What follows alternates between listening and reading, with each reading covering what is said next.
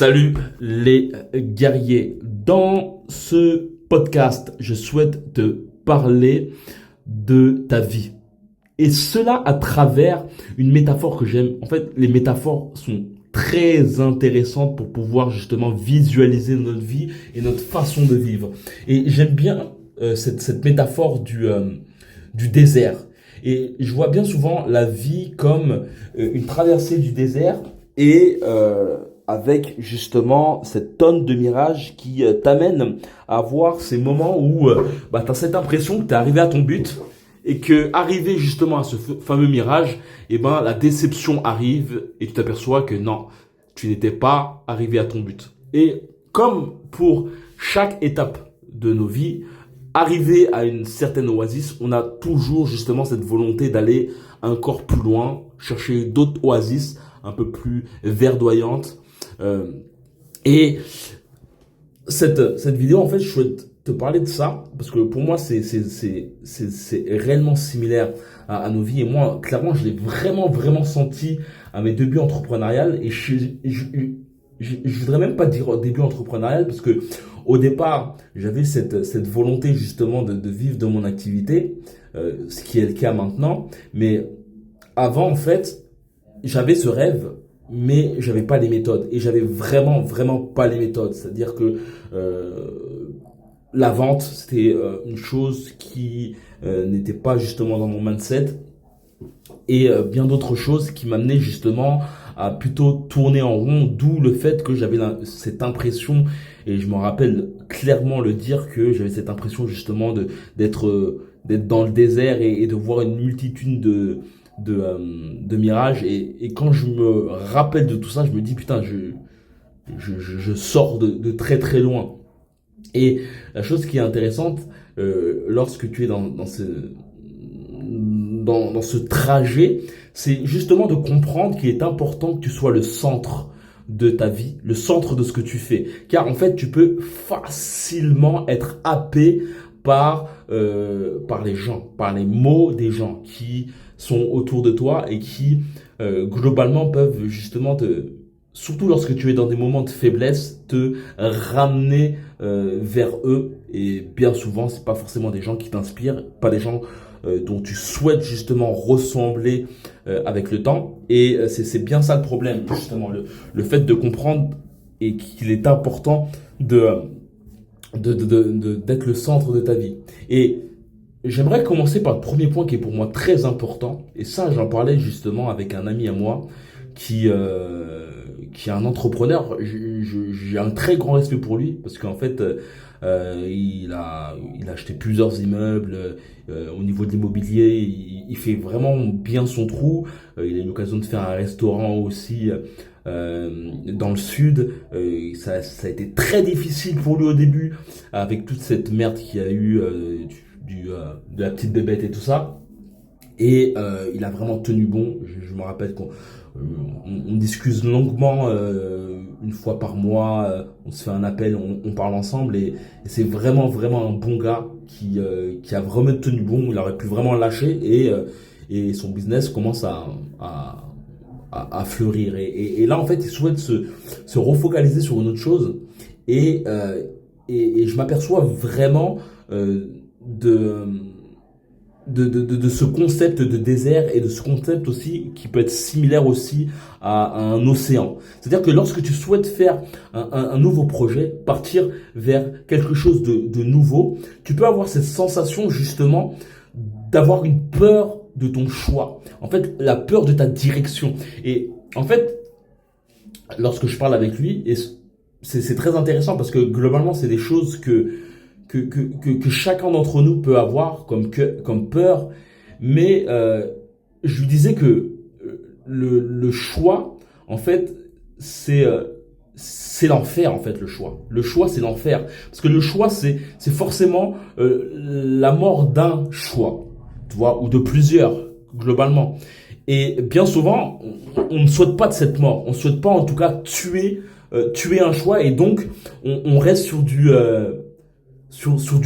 inactif, sur du rien. Et c'est vraiment une chose très importante à te mettre en tête que Et moi, je vois ça beaucoup, tu sais, je vais te faire beaucoup de métaphores durant ce podcast, mais je vois beaucoup l'aspect de saut en élastique, ou plutôt de saut en parachute. Lorsque tu fais un choix, euh, il faut il faut clairement te dire que tu sautes.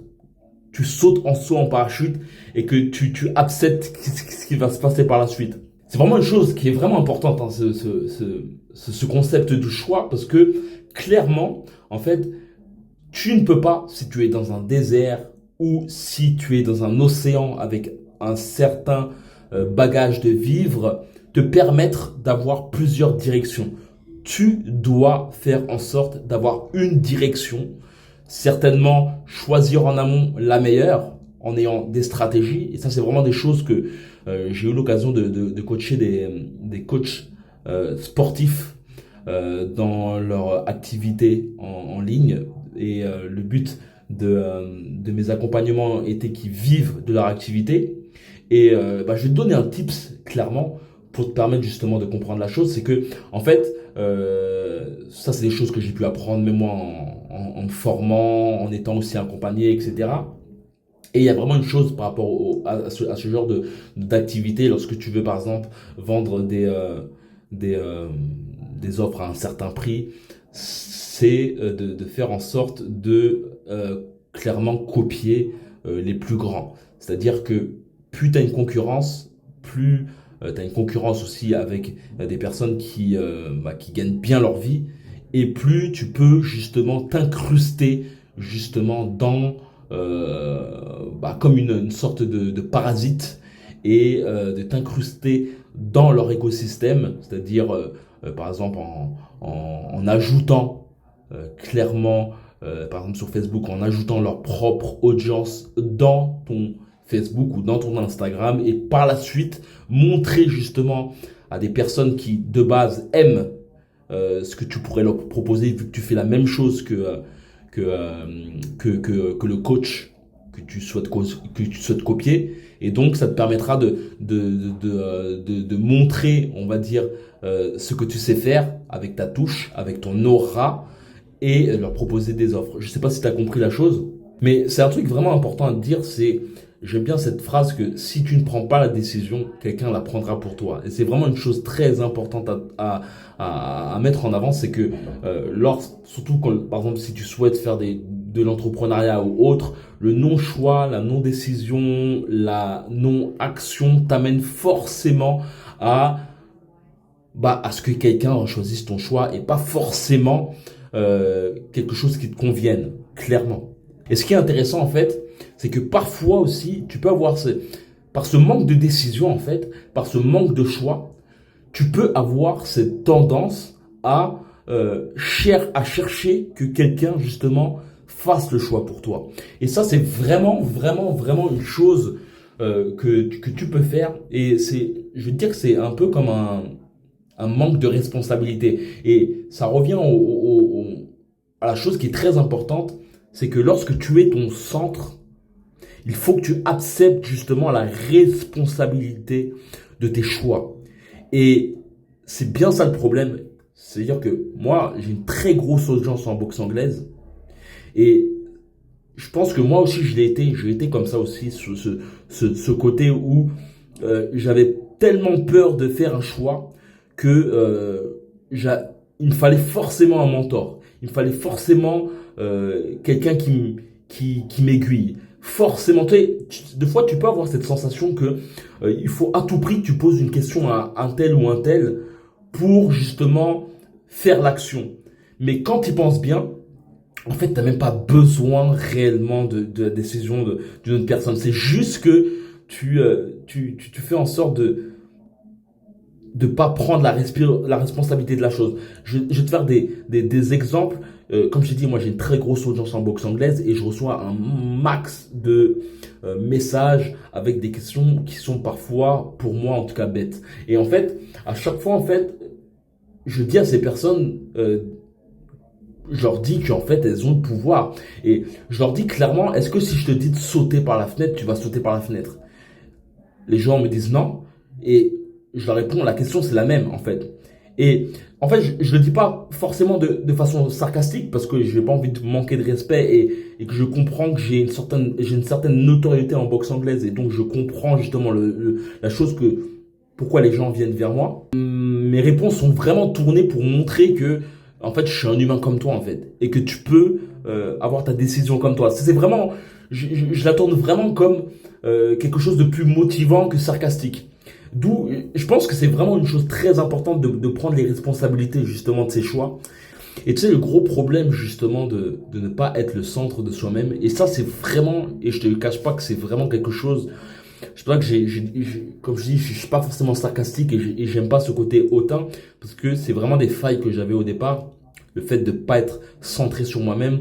Par exemple, lorsque tu as, lorsque tu es pas centré sur toi-même, tu as cette tendance justement à vouloir faire les choses pour que les gens t'aiment, à avoir cette impression qu'il te faut forcément un feedback des autres pour te sentir grandi.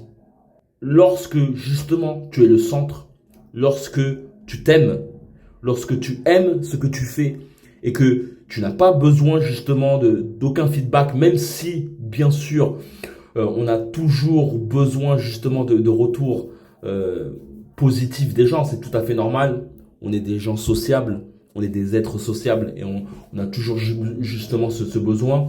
Mais ce que je souhaite te dire, c'est que parfois, il y a des choses que tu fais vraiment par amour et tu sais que quand tu délivres la chose, lorsque tu fais la chose, tu sais que c'est de la vibe, c'est de la positivité et que au fond, t'as pas besoin, comme ce podcast, je sais pas combien de personnes le voient à l'heure actuelle, il n'y en a pas beaucoup de gens qui like comparativement à ma grosse chaîne, mais c'est vraiment du contenu que j'aurais aimé écouter lorsque j'étais jeune et c'est très délicat parce que tu sais, on est dans un monde où on est à la recherche à tout prix de vues, de likes, d'amour en somme.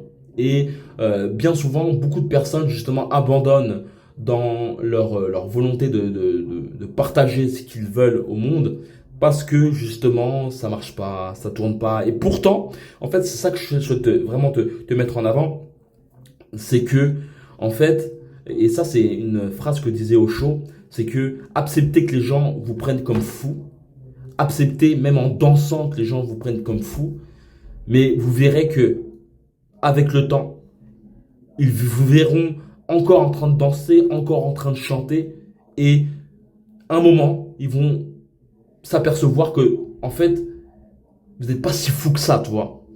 C'est une métaphore un peu osée. C'est juste pour te faire comprendre que, en fait, ce qui peut te rendre magnétique dans ta façon d'être, dans tes projets, c'est pas justement ta recherche de l'approbation des autres, mais c'est plutôt euh, la recherche de l'approbation de toi-même. T'aimer toi-même, aimer ce que tu fais. Euh, euh, Clairement, les haters, ne pas forcément prendre en compte bien souvent, par exemple, il y a un juste milieu, mais bien souvent, les haters, c'est des personnes qui aimeraient faire ce que tu fais, mais qui n'ont pas les couilles de le faire. Et donc, ils veulent simplement, justement, reformuler à leur façon. Mais on va dire que les commentaires des haters, c'est bien souvent une sorte de palliatif, des sortes de pansements pour eux-mêmes, pour, euh, pour pas voir qu'au bout du compte ils font rien, quoi. Je sais pas. Après tout est relatif, hein. Mais en tout cas, je voudrais terminer ce podcast en t'amenant à un questionnement. C'est-à-dire que j'aimerais bien que tu annotes sur un cahier et tu te dises justement euh, les choix que j'ai fait dans ma vie, euh, quelles ont été mes inspirations, qui m'a amené à faire ce que je fais actuellement. Et de même pour tes pensées même. Tes pensées aussi, d'où viennent-elles? Quel est le germe justement de ces pensées? Toutes ces questions te permettront vraiment de savoir, parce que clairement on a tous des inspirations, il y a qu'elles soient de par internet ou qu'elles soient de par les gens qui te côtoient, tu as forcément des inspirations. Comme dit, les chiens ne font pas des chats. Et bien souvent, par exemple, en général, tu vois, par exemple, des familles de chanteurs qui sont chanteurs de père en fils, de mère en fille, acteurs pareil, tu vois. Il y a vraiment ce côté karma, tu vois, où on a cette tendance à faire plus ou moins ce qu'ont fait nos parents. C'est vraiment ça, un réel questionnement. Par exemple, si tu es né dans une famille riche où on t'a dit que t'es un garçon beau, que c'est bon, tu vas y arriver, etc., etc., et que tu es par contre né dans une famille où tu vis dans un bidonville, où tu as été battu, ou autre, même ton père a été battu, et ben clairement, tu n'auras pas les mêmes lunettes que la personne en face, et pourtant vous êtes dans le même monde. Et de par les mots que tu as reçus, les inspirations que tu as reçues, etc., etc. Et c'est vraiment intéressant cet exercice. En tout cas, c'est des exercices que je fais beaucoup. Et ce qui est intéressant aussi, je terminerai avec ça, c'est de voir la similitude que tu peux avoir avec tes parents. Et c'est vraiment un point. J'ai actuellement bientôt 36 ans. Et je me disais pas que j'avais une similitude avec ma mère. Et pourtant, si. Et on a cette tendance à croire que ouais, on n'est pas comme des parents, etc., etc., etc. Et pourtant, c'est quoi? C'est eux, c'est clairement eux qui sont les prémices de nos inspirations. Et je pense que on s'inspire on s'inspire d'eux de façon inconsciente et avec le temps, on a cette tendance justement à avoir cette arrogance de croire que on s'est fait tout seul. Et donc c'est vraiment, achète-toi un livre, un cahier où tu peux écrire, un stylo et essaye vraiment de décortiquer tes pensées. C'est vraiment un bon moyen pour toi par la suite d'avoir plus facilement des red flags. En tout cas, si tu souhaites justement en savoir plus sur ce que je fais, dans le lien, dans ma bio, tu pourras justement rejoindre un groupe où justement je partage des mails un peu plus impactants sur la psychologie, sur le mindset, sur le business, sur plein d'autres choses. En tout cas, pour l'instant, cette chaîne est un peu en mode hybride. Mais voilà, si t'aimes cette vidéo, vraiment like, commente. Et voilà, rejoins-moi dans mon groupe privé. Tu recevras un livre qui s'appelle Aiguise ton mental de guerrier, renforce ton mental de guerrier. Tu recevras par la suite un livre que j'ai fait où je parle justement de ma vie de boxeur à main nue et de boxeur de boxe anglaise et aussi de mon parcours entrepreneurial où je vois beaucoup de similitudes avec la boxe. En tout cas, voilà. Comme d'habitude, ciao ciao.